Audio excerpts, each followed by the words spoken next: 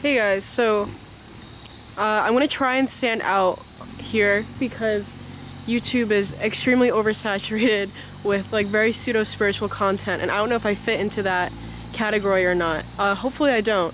Anyway, I want to talk about multiple things that have taken years to fully realize, even though they should have been very obvious. But I guess that's just the nature of spirituality and a journey of ego dissolution. And I guess that goes right into my first point. Having a journey where you are specifically prioritizing ego dissolution is extremely paradoxical, and don't do it. The last thing you should be doing, I'm going to sit down, this is getting real. Look at how beautiful this is. The last thing you should be doing is prioritizing ego dissolution. And the reason is because it makes you think way too much about not thinking. I don't know if that makes sense, so I'll elaborate. I've realized, and God, it was so freeing when I did, that in my efforts to dissolve my ego, I've only reinforced it because all I thought about is, am I being present? Am I content? Am I doing this for a better version of myself? You know, all of that beautiful self-help jargon that's fantastic on its own, but like many other people that I've seen online, we become very obsessed with it. And what we're left with is, instead of a non-existent ego, an ego that's built around being spiritual. And it's just so interesting for me to realize that, because the very thing that I was fighting, I was actually reinforcing. But now I'm at a point where I don't really care about reaching enlightenment. You know, I've stopped that journey, and I realized that ego dissolution, individuation, enlightenment, however you name it, it happens as simply a byproduct of being invested in something other than yourself. Because going on a spiritual journey where your biggest priority is happiness for yourself, you're not going to get very far. At least, you know, I actually hope that I'm projecting, and that all this is because of my own haphazard experience, so that everyone else is having a glorious time prioritizing specifically individuation. But for me, that just didn't work, because, you know, I found myself too obsessed with stopping being obsessed with myself. Anyway, I found God when I stopped looking for God.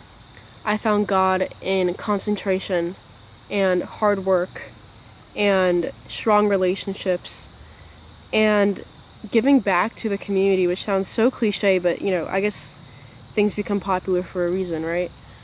When I stopped worrying about myself, I reached a point of bliss that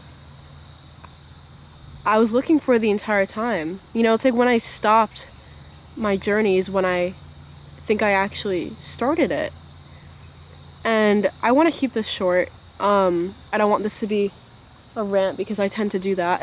But I just want to leave you guys,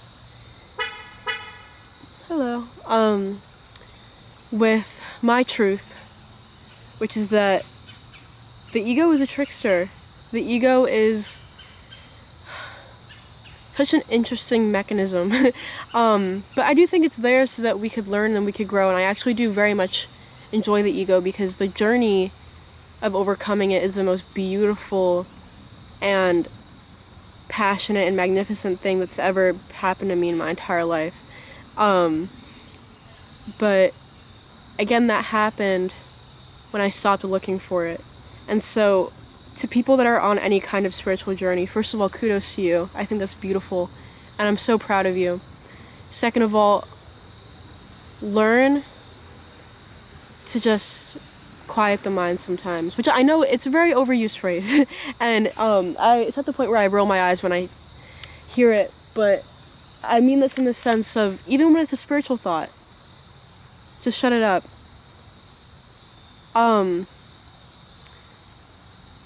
Become so invested in something that you lose yourself.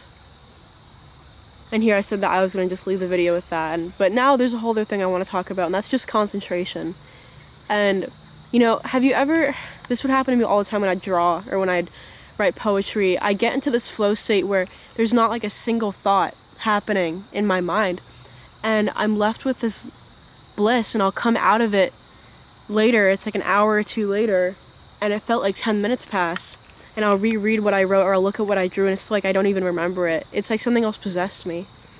And it was just this amazing, awesome concentration and flow state. And, you know, now when I do schoolwork that I love, or when I'm hanging out with people that I truly enjoy the presence of, or even just doing this stuff online. I'm very new to YouTube, which I guess side note, you know, subscribing doesn't negatively impact you at all, but it very positively impacts me, so I'd really appreciate that.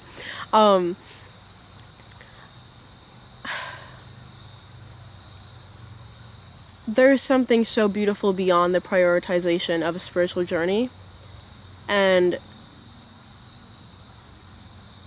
I just, in, again, this incredibly oversaturated community of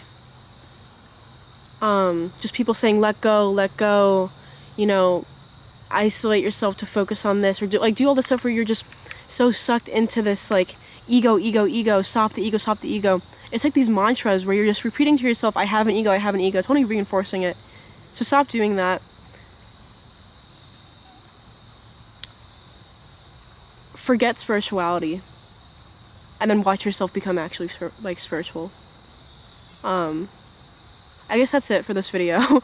I want to say I salute the divinity in you, and I sincerely hope that all of you are doing fantastical and awesome, and I pray for your health and happiness. Thank you.